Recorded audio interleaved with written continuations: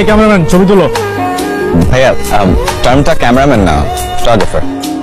তোমার থেকে কি আমার শিখতে হবে কোনটা ক্যামেরাম্যান না কোনটা ফটোগ্রাফার? হ্যাঁ, এত কথা বলো কেন তুমি? তোমার টাকা দিয়ে আনছি শুধু ছবি তুলবা, আওয়াজে শুধু তোমার ক্যামেরার ঘ্যাচাং ঘ্যাচাং আওয়াজ, আর কোনো আওয়াজ শুনতে চাই না। ছবি তুলো। ভাইয়া আপনি একটু আরো কাছাকাছি যান।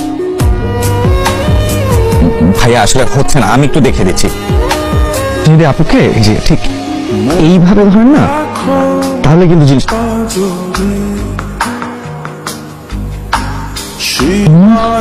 আমি তো জানতাম এতদিন তুই একটা ভালো ফটোগ্রাফার, এখন তো দেখতেছি তুই একটা ভালো ফিলোসফার হইলে কবে থেকে। ভাই ফাইজলামিটা লাগবে, আমাকে বলবেন কি করবো এখন, কি করা যায়। তুই দাঁড়া তুই কি সামহাও ওরে কি বানানো প্ল্যান করতেছিস? না না তোর বাতলো আমার কথা না, তুই খুব খারাপ মতলব আছিস না, হবে না। আমি কি এই কথা বুঝতে পারি? এটা কোথায় পেয়েছেন? এটা তো আমার বাবার দেওয়া লাস্ট গিফট। এটা আপনি কোথায় পেলেন? আমি না এটা খুঁজে পাচ্ছিলাম না। আমি এটার জন্য আমি থানা পর্যন্ত গিয়েছি, কিন্তু একটা মানুষ হারিয়ে গেলে তো মানুষকে পাওয়া যায় না, এটার ইমোশন তারা কি করে বুঝবে? আমি না, থ্যাংক ইউ সো মাচ। মানে আমি বিলিভ করতে পারছি না যে এই ক্যামেরাটা এখনো আমার।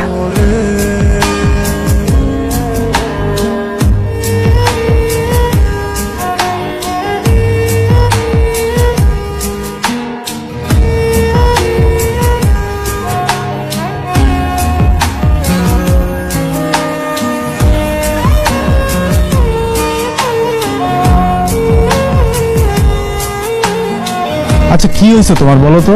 লাখ লাখ টাকা বিয়েতে খরচ করে ফেলতেছি, আমার না মন ভরতেছে না। তোমাকে দেখে কেন জানি মনে হইতেছে তুমি খুশি না। তোমার কি কোনো সমস্যা? কোনো কিছুতে কমতি থাকলে আমাকে বলো, আমি 1 ঘন্টার মধ্যে ম্যানেজ করতেছি। বলো। না কোনো সমস্যা না।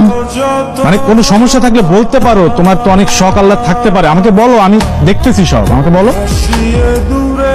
সবকিছু ঠিক আছে।